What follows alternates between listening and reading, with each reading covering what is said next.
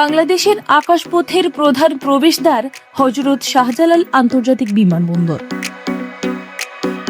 প্রতিদিন হাজার হাজার যাত্রী এই বিমানবন্দর দিয়ে দেশের ভেতরে ও বাইরে যাতায়াত করেন।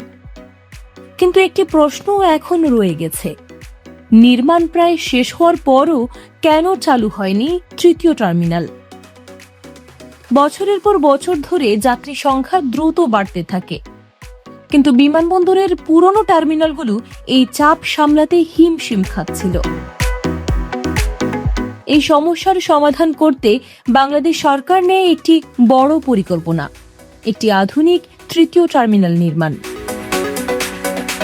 2019 সালের 28 ডিসেম্বর আনুষ্ঠানিকভাবে শুরু হয় তৃতীয় টার্মিনালের নির্মাণ।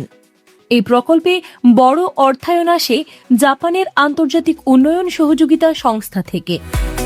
নির্মাণে কাজ করেছে কয়েকটি আন্তর্জাতিক প্রতিষ্ঠান, মিৎসুবিশি কর্পোরেশন, ফুজিতা কর্পোরেশন, স্যামসাং নির্মাণ ও প্রকৌশল।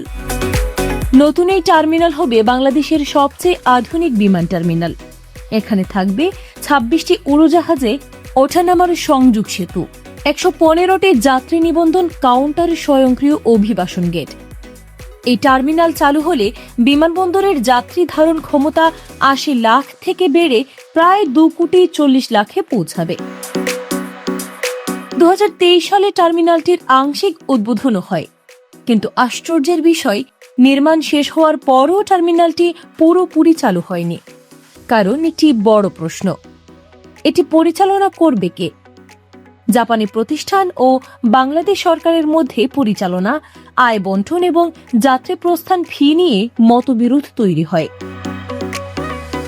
এর কারণে প্রকল্পের প্রায় 1 থেকে 1.5 বছর ধরে কার্যক্রমে বিলম্ব হয়েছে, বিশেষ করে যখন গত সরকারের মেয়াদে এটি চালু করা সম্ভব হয়নি এবং প্রশাসনিক ও আলোচনার জটিলতা তৈরি হয়। ফলে প্রায় 2024 থেকে 2025 পর্যন্ত প্রকল্পটি প্রায় স্থগিত ও দ্বিধাগ্রস্ত ছিল। সাম্প্রতিক সময়ে বাংলাদেশ ও জাপানের মধ্যে পুনরায় বৈঠক শুরু হয়েছে। আলোচনার মূল বিষয় টার্মিনাল পরিচালনা, আয়ের ভাগাভাগি এবং বিনিয়োগের শর্ত।